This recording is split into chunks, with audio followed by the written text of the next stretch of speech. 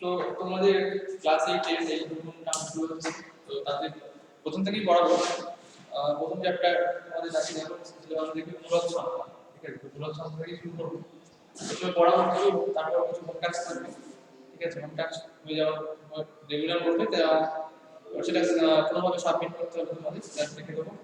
আর হচ্ছে এখানে আমি কিছু একটা অঙ্ক প্রবলেম সলভ করে দেবো, যেহেতু আমরা এখানে ক্লাসে প্রেজেন্ট থাকছি না, তোমাদের যদি পড়া যাবে না, আমি কয়েকটা বেসিক প্রবলেম সলভ করে দেবো, ঠিক আছে? তাহলে তোমাদের কনসেপ্ট তাদের ক্লিয়ার হয়ে যাবে, অসুবিধা কিছু হবে না। তো প্রথমে আমরা যে প্রথম চ্যাপ্টার আমাদের এতে আছে ক্লাস 8 এ, সেটা আমরা পড়া শুরু করি, যেটা হচ্ছে মূলত রেশনাল নাম্বার।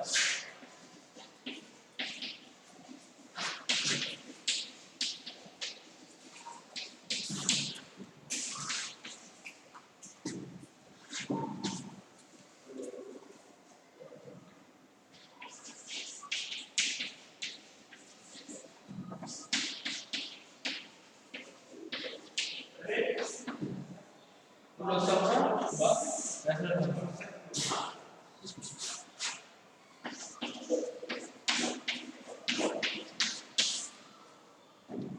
তো মূলদ সংখ্যা আছে, মূলদ সংখ্যা প্রথমে জানতে গেলে প্রথমে যেটা জানতে হবে সম্পর্কে পরিষ্কার থাকতে হবে, সেটা হচ্ছে পূর্ণ সংখ্যা।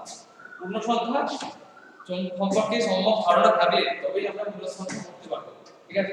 তো পূর্ণ সংখ্যা লাভ হবে, আমরা এটা দেখে নিই। পূর্ণ সংখ্যা তোমাদের ক্লাস 7 এ পড়ানো হয়েছিল, তোমরা ক্লাস 8 এর স্টুডেন্ট, তো নিশ্চয়ই সবার আইডিয়া আছে, তোমরা একটা কিছু করে নাও, ঠিক আছে? উদাহরণ কি আছে? তো পূর্ণ সংখ্যা লাভ হবে, তোমরা দেখো পূর্ণ সংখ্যা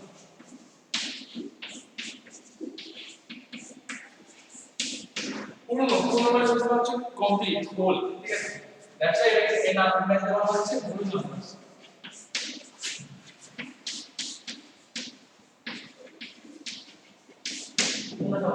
পূর্ণ সংখ্যা জানতে গেলে আমাদের তিনটে জিনিস জানতে হবে, তিন রকমের সংখ্যা দিয়ে পূর্ণ সংখ্যা হয়, ঠিক আছে? তিন রকমের সংখ্যা কি কি? প্রথম হচ্ছে ধনাত্মক পূর্ণ সংখ্যা, ধনাত্মক সংখ্যা বা পজিটিভ ইন্টিজার। এই যে ইন্টিজার দেখছি, ঠিক আছে? ইন্টিজার মানে কিন্তু পূর্ণ সংখ্যা, এটা হোল নাম্বার না বলে কোনো ইন্টিজার বলতে পারি। ওকে, তো ধনাত্মক পূর্ণ সংখ্যা পজিটিভ ইন্টিজার, ঠিক আছে? পজিটিভ ইন্টিজার কোনগুলো? যেগুলো আমরা গুনতে কিভাবে শুরু করি, আমাদের তোমাদের কাছে এগুলো চক আছে, ঠিক আছে? আমরা কিভাবে কাউন্ট করি? 1 2 3 4 এভাবে। তো counting number, these are counting numbers।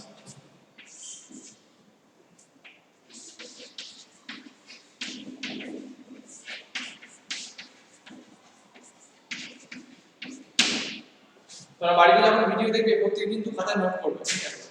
তো এই হচ্ছে কাউন্টিং নাম্বার। কাউন্টিং আমরা কোথা থেকে শুরু করি? 1 থেকে শুরু করি অলওয়েজ, ঠিক আছে? তাহলে কাউন্টিং নাম্বার কোনগুলো? 1 2 3 4 5 and so on, ঠিক আছে? কোনো শেষ নেই, যত ইচ্ছে যত গুনতে পারবে, যত থাকবে তত পর্যন্ত থাকবে, কোনো অসুবিধা নেই। তোমার 1 লাখ 2 লাখ 3 লাখ যা ইচ্ছা হবে, ঠিক আছে? তোমার কোনো শেষ নেই, কিন্তু শুরু হবে অলওয়েজ 1 থেকে, ঠিক আছে? কাউন্টিং নাম্বার যা দিয়ে আমরা গুনতে শুরু করি, এই কাউন্টিং নাম্বারগুলোকেই বলা হচ্ছে ধনাত্মক পূর্ণ সংখ্যা, ঠিক আছে? ধনাত্মক পূর্ণ সংখ্যা বুঝতে পারবে।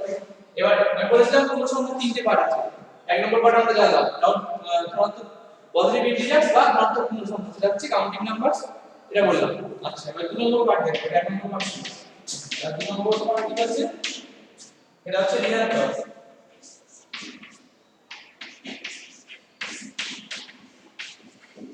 ঋণাত্মক পূর্ণ সংখ্যা।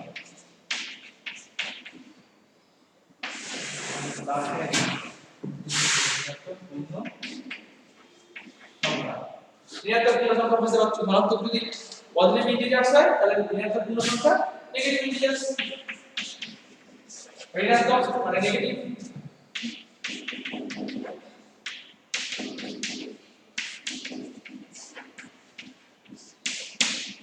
হচ্ছে নেগেটিভ ইন্টিজারস। তাহলে এবার আমাকে বলো, এই যদি পজিটিভ ইন্টিজারস হয় 1 2 3 4 5 তাহলে নেগেটিভ গুলো কি হবে? 2 সোজা নেগেটিভ গুলো -1 -2 -3 -4 and so on, আমি কোন শেষ দিয়ে বলতে পারবো, ঠিক আছে? তাহলে ধনাত্মক পূর্ণ সংখ্যা হচ্ছে 1 থেকে শুরু করে ওদিকে যত ইচ্ছা দিতে পারি, আর ঋণাত্মক হচ্ছে -1 থেকে শুরু করে মাঝে যত আছে তোমরা ক্লাস 7 সংখ্যা রেখা পড়েছো সংখ্যা রেখাতে এখন ছিল নিশ্চয়ই মনে আছে এই সংখ্যা রেখা এর মাঝখানে নিচে 0 থাকে আর দিকে 1 1 2 3 এরকম থাকে আর এখানে থাকে -1 -2 -3 ঠিক আছে এই যে কমপ্লিট পুরো লাইনটা পড়েছিল ছোটবেলায় ঠিক আছে ছোটবেলা মানে আগে ক্লাসে ক্লাস 7 এ তখন দেখেছিলে এইগুলো সমস্তই বলে বলা হয়েছিল পূর্ণ সংখ্যা তখন তোমাদের পূর্ণ সংখ্যা বলা হয়েছিল এই হচ্ছে পূর্ণ সংখ্যা হলো তাহলে আমরা দুটো পার্ট জানলাম ধনাত্মক এবং ঋণাত্মক জানলাম এবার আরেকটা পার্ট কিন্তু তিনটে পার্ট আছে আরেকটা পার্ট হচ্ছে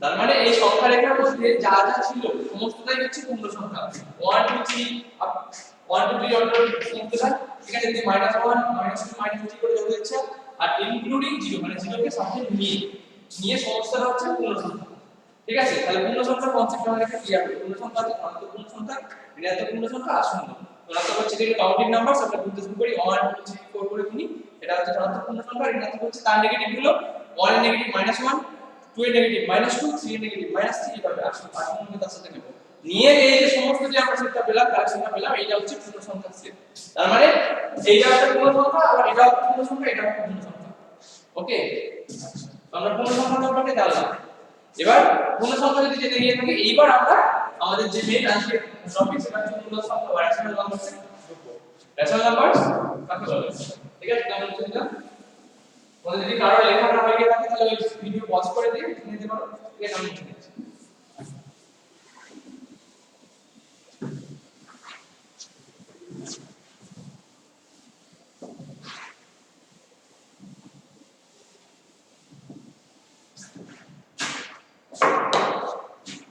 এবার মূল সংখ্যা হচ্ছে সেই সমস্ত সংখ্যা যাদেরকে এই রকম ফরম্যাটে লেখা যায় p/q ঠিক আছে p/q ফর্মে লেখা যায় তাহলে হচ্ছে মূল সংখ্যা হচ্ছে সেই সমস্ত সংখ্যা যে সংখ্যাগুলোকে p/q ফর্মে লেখা যায় এখানে p আর q হচ্ছে গিয়ে পূর্ণ সংখ্যা ওই জন্য এইটা বলার জন্য আমি এখন পূর্ণ সংখ্যা নিয়ে আলোচনা করলাম এটা হচ্ছে পূর্ণ সংখ্যা p আর q আর আরেকটা কন্ডিশন আছে এটা হচ্ছে q not equal to 0 q K non zero হতে হবে এবং p আর q দুটোকেই পূর্ণ সংখ্যা হতে হবে তাহলে আমরা যে এই ফরম্যাটে এই রকম দেখতে যে নাম্বারগুলো পাবো p বাই q ফরম্যাটে সেটাকে আমরা বলবো রেশনাল নাম্বারস বা মূল সংখ্যা এই হচ্ছে মূল সংখ্যার ডেফিনিশন আচ্ছা তো q আমি পেপারে চিন্তা করতে হবে দেখা যায় যে q not equal to 0 কেন লিখলাম তাই তো q যদি 0 হতো তাহলে কি ক্ষতি হতো দেখা যায় q যদি 0 হতো তাহলে কি সমস্যা হতো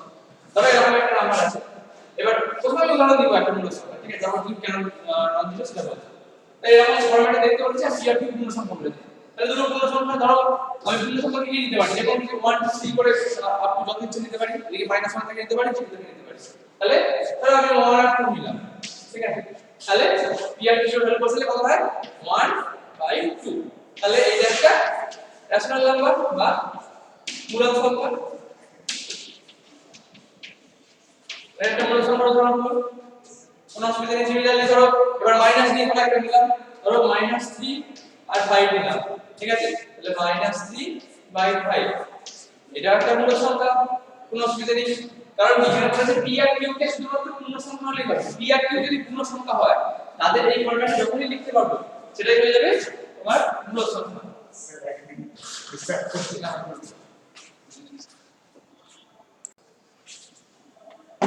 তো p আর q যে কোনো যদি পূর্ণ সংখ্যা নেওয়া হয় তাহলে এই যে আমরা আউটকামটা পাবো ঠিক আছে মানে p/q ফরম্যাটে সেটাই হবে একটা মূলদ সংখ্যা তো এখানে আরো একটা एग्जांपल দিই তাহলে আমি উল্টাই নিলাম 5 আর -3 নিলাম যদি বাড়ি কোনো অসুবিধা নেই 5 পূর্ণ সংখ্যা -3 পূর্ণ সংখ্যা তাহলে কোনো অসুবিধা তাহলে এখান থেকে আমরা যে মূলদ সংখ্যাটা পাবো সেটা কি হবে 5/-3 কোনো অসুবিধা নেই হতেই পারে তাহলে এটা একটা মূলদ সংখ্যা এই হচ্ছে মূলদ সংখ্যা এবার ধরো আরো একটা উদাহরণ নিই ধরো আমি লিখলাম ধরে রাখো আমি লিখলাম 7 ঠিক আছে এটা কি একটা মূলদ সংখ্যা প্রথমে দেখে মনে হবে 7 তো এরকম p/q ফরম্যাটে দেখতে না কিন্তু 7 কে তো আমরা এরকম লিখতে পারি 7 মানে কি 7/1 কোনো অসুবিধা নেই তাহলে এই যে লিখতে পারলাম তার মানে 7/1 কে একটা কি মূলদ সংখ্যা তাহলে 7 ও একটা মূলদ সংখ্যা তাহলে লিখতে পারি -9 -9 কিভাবে লিখতে পারি 9 বা -9/1 বুঝতে পারি তো তার মানে -9 কিন্তু একটা পূর্ণ সংখ্যা তার মানে একটা জিনিস ভেবে দেখো আমরা যে ধনাত্মক পূর্ণ সংখ্যার কথা বলেছিলাম 1 2 3 কাউন্টিং নাম্বার ছিল কাউন্ট করছিলাম 1 2 3 এটা কিন্তু প্রত্যেকই কিন্তু একটা করে পূর্ণ সংখ্যা নিজে থেকে কারণ 1 2 3 এগুলো আমরা 1/1 2 লিখতে পারি 2/1 3 লিখতে পারি 3/1 লিখতে পারলে আমরা একটা ডেফিনিশন কি বলছে এটা পূর্ণ সংখ্যা ঠিক আছে তাহলে 1 2 3 এই যে পজিটিভ তোমার ছিল পজিটিভ পূর্ণ সংখ্যা ছিল কাউন্টিং নাম্বার ঠিক আছে বা ধনাত্মক পূর্ণ সংখ্যা যেগুলো ছিল সেগুলো প্রত্যেকই কিন্তু একটা পূর্ণ সংখ্যা সিমিলারলি এই ঋণাত্মকগুলো ঋণাত্মক কি ছিল -1 ছিল -1/1 -2/1 -3/1 দেখতে পারি এরকম করে লিখতে পাচ্ছি মানে কি পাচ্ছি মানে সেটা পূর্ণ সংখ্যা তার মানে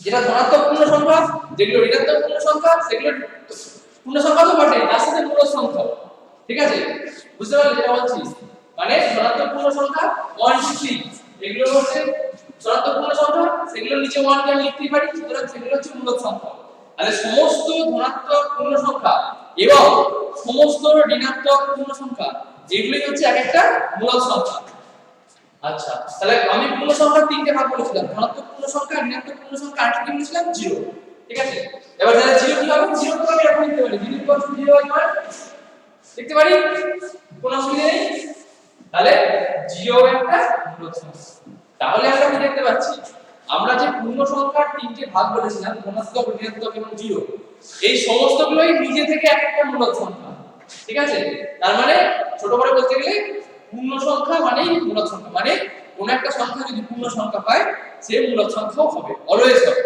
ঠিক আছে কিন্তু উল্টোটা কি সত্যি ধরো মূলক সংখ্যা কোন একটা মূলক সংখ্যা সেটা কি সবসময় পূর্ণ সংখ্যা হবে না না হতে পারে কারণ ধরো একটা উদাহরণ দিচ্ছি ধরো একটা উদাহরণ দিলাম এই 2/3 এটা কি পূর্ণ সংখ্যা না পূর্ণ সংখ্যা তো নয় পূর্ণ সংখ্যা কি আমরা বলেছিলাম 1 2 3 4 এরকম থাকবে -1 -2 -3 -4 এরকম থাকবে আর মাঝখানে 0 তার মধ্যে কারোর সাথে মিলে না কিন্তু এটা একটা মূল সংখ্যা মূল সংখ্যা তো ডিভাইড ফরম্যাটে আছে সুতরাং এটা একটা মূল সংখ্যা কিন্তু পূর্ণ সংখ্যা নয় তাহলে এই সংখ্যাটার বৈশিষ্ট্য কি এটা হচ্ছে মূলক বলতে গেলে কিন্তু খাতায় নোট করবে মূলক কিন্তু পূর্ণ সংখ্যা নয় পূর্ণ সংখ্যা নয় তার মানে এর আগে আমরা কি স্টেটমেন্টটা দিলাম স্টেটমেন্টটা বলেছিলাম পূর্ণ সংখ্যা হলেই সেটা মূলক সংখ্যা হবে কারণ 1 2 3 4 সব হচ্ছে -1 -2 -3 -4 সব হচ্ছে এবং 0 হচ্ছে তাহলে পূর্ণ সংখ্যা হলে সেটা মূলক সংখ্যা হবেই কিন্তু মূলক সংখ্যা হলে পূর্ণ সংখ্যা না হতে পারে কারণ এইটা একটা মূলক সংখ্যা কিন্তু পূর্ণ সংখ্যা নয় বোঝা গেল এর আগে যদি আমরা অঙ্কের চিহ্নের সাহায্যে লিখি তাহলে কি রকম হবে ধরো পূর্ণ সংখ্যা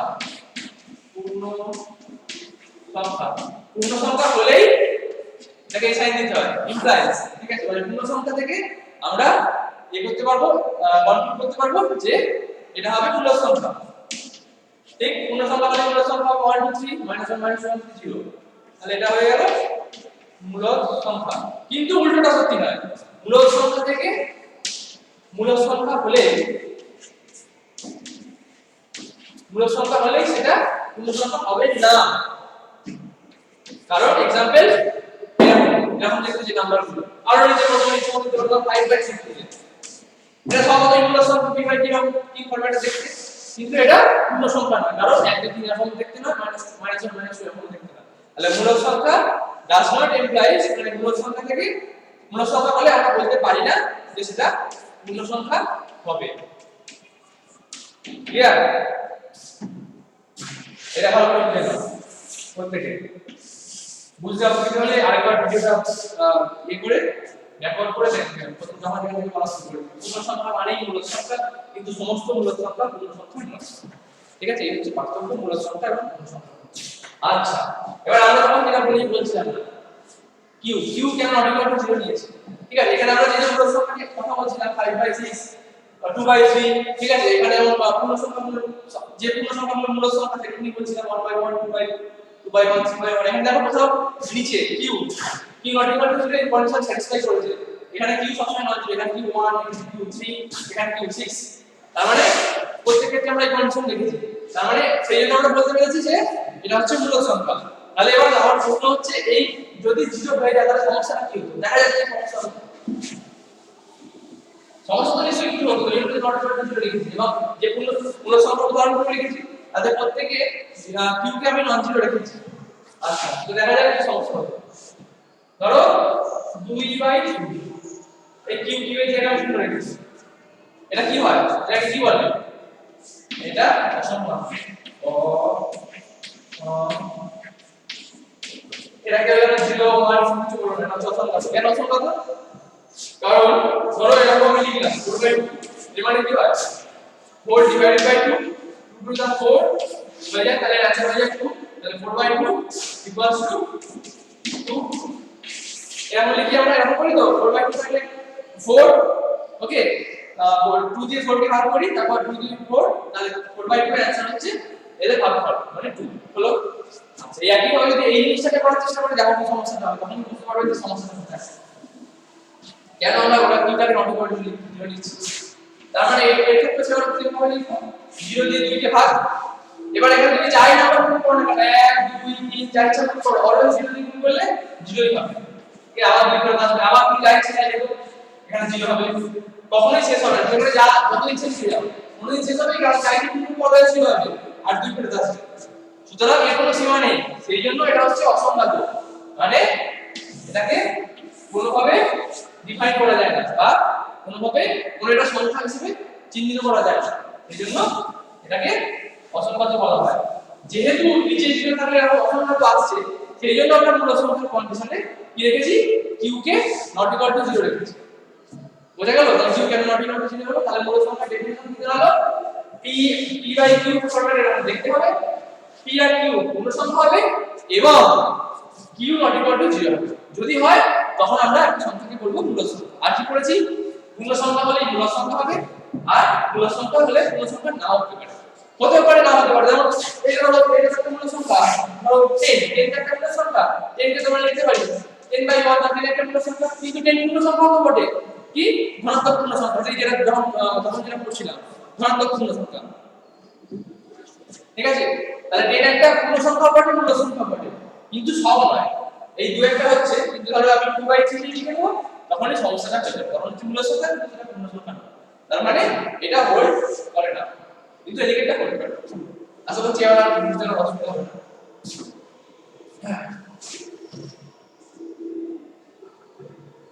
এবার মূল সংখ্যা যখন পড়েছি তখন অমূল সংখ্যা পড়ব, ঠিক আছে? তাহলে মূল সংখ্যা আমরা দেখে নিলাম এরকম দেখতে, p বাই q ফরম্যাটে দেখতে, কিন্তু মূল সংখ্যা কি নট ইকুয়াল টু। আচ্ছা, এবার তাহলে মূল সংখ্যা যদি পড়ে নিই, তাহলে এবার অমূল সংখ্যা পড়তে হবে। নাম থেকেই বুঝতে পারছো মূল সংখ্যার ডেফিনিশন দিয়ে দিয়েছি, আর অমূল সংখ্যা তাহলে কি হবে? অমূলক, মানে যেটা মূল সংখ্যা নয়, ঠিক আছে? তা মূল যেটা, তার মানে যে সংখ্যাটা মূল সংখ্যা নয় সেটাই অমূলক সংখ্যা, এতটাই সোজা, এছাড়া কিছু না। তার মানে কি? তার মানে যদি কোনো সংখ্যাকে এরকম ফরম্যাটে লেখা না যায় তখন সেটাকে অমূলক সংখ্যা বলবো। অমূলক মানে যেটা মূলক নয়, ঠিক আছে? এরকম ফরম্যাটে লেখা গেলে তখন মূলক সংখ্যা বলতাম, এরকম ফরম্যাটে যদি লেখা যাচ্ছে না আমরা তখন সেটা অমূলক সংখ্যা বলবো। এরকম একটা উদাহরণ হচ্ছে ডেফিনিশন আমি লিখছি না অমূলক সংখ্যা, ঠিক আছে? অমূলক সংখ্যা মানে কি? যে সংখ্যা মূলক সংখ্যা নয়, ব্যাস এই হচ্ছে কথা। এবার মূলক সংখ্যা নয় মানে কি? আমরা তাদেরকে p বাই q ফরম্যাটে লেখা যাবে না। ধরো আমি উদাহরণ দিচ্ছি এইটা হচ্ছে একটা অমূলক সংখ্যা,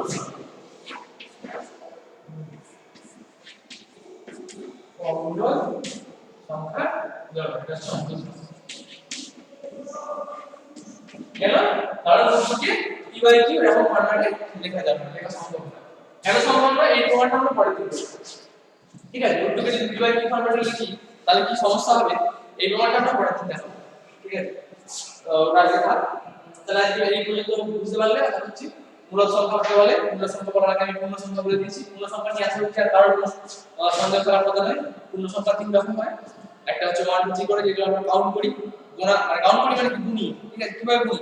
1 2 একটা জিনিস, দুটো জিনিস, তিনটে জিনিস এভাবে গুনি, এইজন্য কাউন্টিং নাম্বারস বা পজিটিভ ইন্টিজারস। হ্যাঁ, ইন্টিজার কথা বলেছিলাম, ইন্টিজার হচ্ছে পূর্ণ সংখ্যা, পূর্ণ ইন্টিজার কথার অর্থ হচ্ছে পূর্ণ সংখ্যা, ঠিক আছে? পজিটিভ ইন্টিজারস মাত্র পূর্ণ সংখ্যা, এগুলো হচ্ছে কাউন্টিং নাম্বারস, আর তাদের নেগেটিভ কাউন্টারপার্ট, মানে 1 এর নেগেটিভ কাউন্টারপার্ট কি? -1, 2 এর হচ্ছে -2, 3 এর হচ্ছে -3, এইভাবে ঠিক আছে, তাহলে সেগুলো কেউ নেবো 1 2 3 কে নিলাম, -1 -3 কে নিলাম, আর কাকে নেবো মাঝখানে 0 টা নেবো।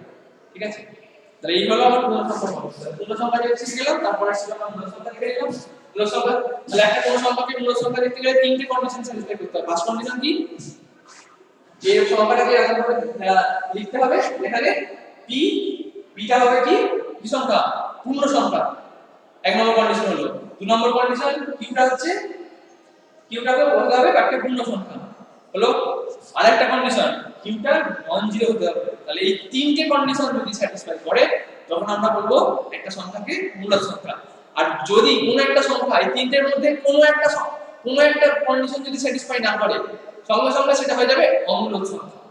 ঠিক আছে, যদি কোনো একটা না করে তিনটে একমাত্র স্যাটিসফাই হলে, তবে স্যাটিসফাই হলে মানে তিনটে কন্ডিশনকে যদি সিদ্ধ করে তখন আমরা শুধুমাত্র বলবো সেটা মূলদ সংখ্যা। তিনটের মধ্যে যদি কোনো একটা ফেল হয়, ঠিক আছে, তাহলে সেটা মূলদ সংখ্যা বলবো না, তাহলে সেটা হয়ে যাবে অমূলদ সংখ্যা। ঠিক আছে, এই হচ্ছে ব্যাপার। আচ্ছা, সবার ক্লিয়ার? আর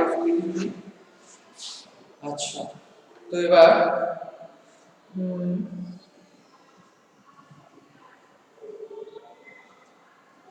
তো আমরা অমূলদ সংখ্যা বলে দিয়েছি, আর এই প্রমাণটা পরের দিন করব বলেছি। এটা হচ্ছে নেক্সট দিন প্রমাণ করব অমূলদ সংখ্যা। এই প্রমাণটা আমরা পরের দিন করব। ঠিক আছে, পরের ক্লাসে একদম শুরুতে এসে আমি এই প্রমাণটা করব।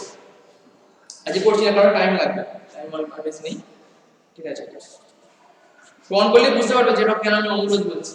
প্রমাণ করব মানে কি, আমি কি দেখাবো, আমি দেখাবো যদি এরকম ফরম্যাটে লেখা যেত তাহলে কি সমস্যা হতো, তাই তো? কিউ কে নন জিরো বলে আমি সেইভাবে প্রমাণ করেছি। যদি নিচে বা কিউ এর জায়গায় যদি জিরো হয়ে যায় তাহলে কি সমস্যা হচ্ছে বুঝতে পারবে। যেমন আমি দেখাবো যদি এটাকে এই ফরম্যাটে লিখতাম, লিখলে কি সমস্যাটা আসতো। ঠিক আছে, সেটাই আমরা দেখাবো।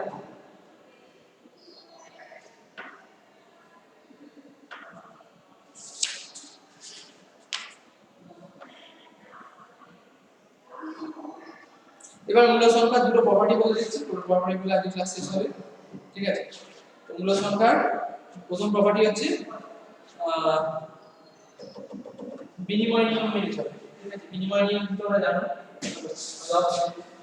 মূলদ সংখ্যা বিনিময় নিয়ম মেনে চলে। নিয়ম হচ্ছে বিনিময়।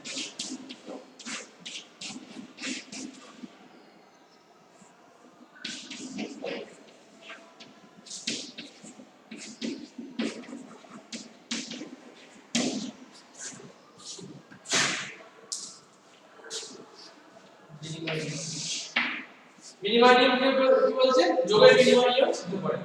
ঠিক আছে, যোগের বিনিময় নিয়ম সিদ্ধ করে বলছে। মানে ধরো একটা মূলদ সংখ্যা হলো x আর একটা মূলদ সংখ্যা হলো y, এরা হচ্ছে মূলদ সংখ্যা।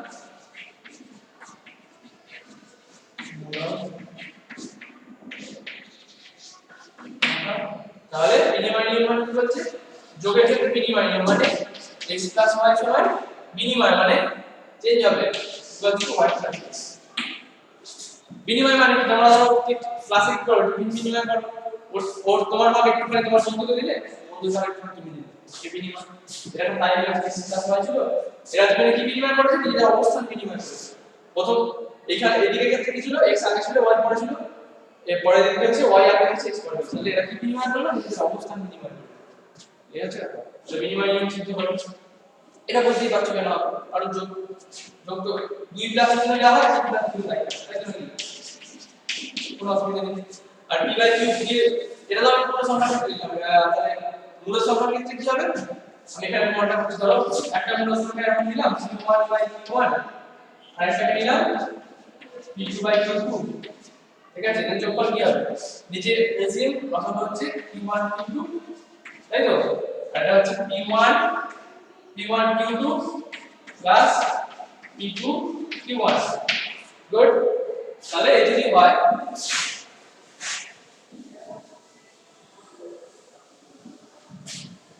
এই যদি হয় এটাকে আমরা এভাবে লিখতে পারি। ঠিক আছে, ধরো এটা আগে পরে লিখবো। তাহলে আমি ধরো এইটাকে আগে করে দিচ্ছি, এটা যোগটা ছিল পূর্ণ সংখ্যার যোগ, সেটা আগে পরে করে দিতে পারি। তাহলে এটাকে আগে লিখলাম, ধরো p2 q1 কে আগে লিখলাম আর এটাকে পরে করে দিলাম। তাহলে p1 q2 লিখতে পারি, যোগে যদি করা যায় যোগ করলাম প্লাস c সমান c প্লাস। তাহলে বললাম ডিভাইড বাই যেমন দিলাম বললাম p1 q2। ঠিক আছে, এবারে এটা ভাগ করো, ভাগ করলে কি আসবে?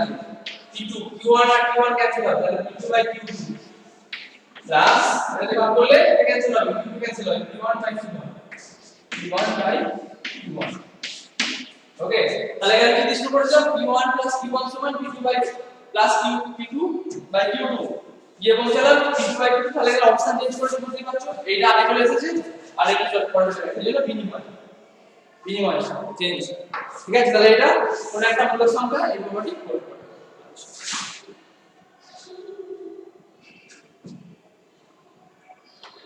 কিন্তু এটা যোগের ক্ষেত্রে হলো বিয়োগের ক্ষেত্রে কি হবে কি মনে হয় বিয়োগের ক্ষেত্রে হবে বিয়োগের ক্ষেত্রে কিন্তু না হবে আর কি কোন ক্ষেত্রে হবে না বিয়োগের ক্ষেত্রে কোনো মানে হবে কারণ ধরো এমনিতে তোমার পূর্ণ সংখ্যার ক্ষেত্রেই হয় না ধরো 3 - 2 ঠিক আছে এটা নট ইকুয়াল টু 2 - 3 তাই কি কারণ এটা কত এটা হলো 1 আর এটা হলো কত -1 -1 সমান তার মানে এই অবস্থান চেঞ্জ করলে কোনটা বলা যায় ঠিক আছে এখানে বিনিময় নিয়ম প্রযোজ্য না সিমিলারলি একই পূর্ণ সংখ্যার ক্ষেত্রে এটা পূর্ণ সংখ্যার ক্ষেত্রে দেখালাম 2 3 হচ্ছে পূর্ণ সংখ্যা ধনাত্মক পূর্ণ সংখ্যা সিমিলারলি পূর্ণ সংখ্যার ক্ষেত্রে একই কথা পূর্ণ সংখ্যার ক্ষেত্রে তাহলে বিয়োগের বিনিময় নিয়ম দেখাবো স্যাটিসফাই করব বিয়োগের বিনিময় নিয়ম কি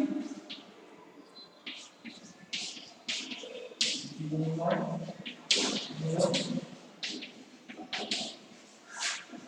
বিয়োগের ক্ষেত্রে প্রত্যেককে কিন্তু খাতায় নোট করবে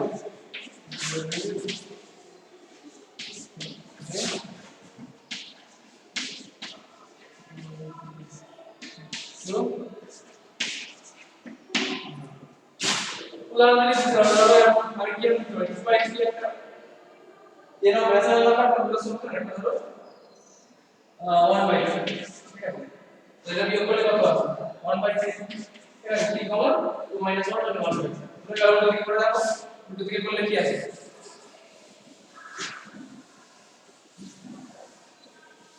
এর উল্টো দিকে করলে আসে 1/3 - 2/3 এটা কি 3 নিচে 1 - 1 -1/3 আর 1/3 সমান না তাহলে বিয়োগের বিনিময় নিয়ম ক্ষেত্রে প্রযোজ্য বুঝতে পারছো খুব ভালো করে ফলো করছো তো আজকে আমাদের এই ভিডিওটা থাক ক্লাস তারপরে দিন আমরা প্রথমে যেটা প্রমাণ করব সেটা হচ্ছে √2 আমি যেটা একটা অমূল্য সংখ্যার উদাহরণ দিলাম √2 ঠিক আছে √2 কেন অমূল্য সংখ্যা √2 কে যদি আমরা p বাই q এর ফরম্যাটে লিখতে পারতাম তাহলে সমস্যাটা কি হতো সেটা আমরা দেখব দেখার পরে এবার আরো মূল সংখ্যা আরো অঙ্ক করব মূল সংখ্যা কি রকম হয় ঠিক আছে দুটো সংখ্যা ধরো দেওয়া আছে তাদের মাঝখানে মূল সংখ্যা কিভাবে নির্ণয় করব মাঝখানে তিনটে মূল সংখ্যা কিভাবে নির্ণয় করব চারটে একাধিক কিভাবে নির্ণয় করব সেটা দেখব ঠিক আছে কিভাবে বার করতে সেটা সংখ্যাটাকে সুন্দরভাবে বোঝা যাবে এগুলো করব কয়েকটা জিনিস তারপর হচ্ছে আরো কয়েকটা অমূল্য সংখ্যার উদাহরণ দেব ঠিক আছে সেগুলো কেন অমূল্য সংখ্যা সেটাও প্রমাণ করব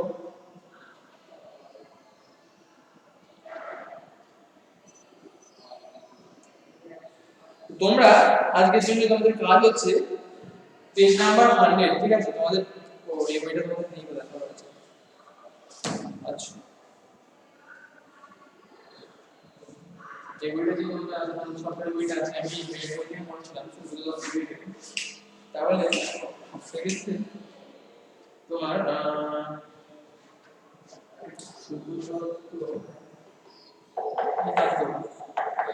তোমাদের সরকারি বইটা আমার কাছে নেই আছে আচ্ছা ঠিক আছে আজকে থাক এখানে থাক আমি পরে দিই তোমাদের এই বইটা নিয়ে আসো আর একটু পড়ি দিয়ে তাহলে একটা বড় নোট আসছে ঠিক আছে বাড়িতে পড়াতে হবে তোমরা এখন আপাতত এই নোটটা করে নিয়েছো তো তুমি একবার চোখ বুলিয়ে দেখবে আমি কি বলতে চাইছি যদি পূর্ণ সংখ্যা মূল সংখ্যা এগুলোর বেসিক কনসেপ্ট যদি ক্লিয়ার না থাকে তাহলে কিন্তু ভবিষ্যতে সমস্যা হবে প্রত্যেকটা বলছি তো সুতরাং দেখো ভালো করে ঠিক আছে পূর্ণ সংখ্যা বোঝার চেষ্টা করো আমি অনেকবার করে বলেছি আর পূর্ণ সংখ্যা কিন্তু তিনটে ভাগ করেছি ঠিক আছে সিমিলারলি তোমার হচ্ছে মূল সংখ্যাকেও বারবার করে ব্যাখ্যা করে বললাম মূল সংখ্যা কি জিনিস এটা তোমরা খাতায় নোট করে পড়বে প্রত্যেক ঠিক আছে কারণ এরপর আমরা আস্তে আস্তে আরো ডিপ জায়গায় আলোচনা করব ঠিক আছে এই জায়গাটা যদি পরিষ্কার না থাকে বেসিক জায়গা তাহলে খুব সমস্যা হবে এই ব্যাপার আর পরের দিন ক্লাসে আমরা ওই এগুলো আলোচনা করার পরে সরকারি বই থেকে কিছু অঙ্ক দেব তো আজকের ক্লাসে ব্রেক করব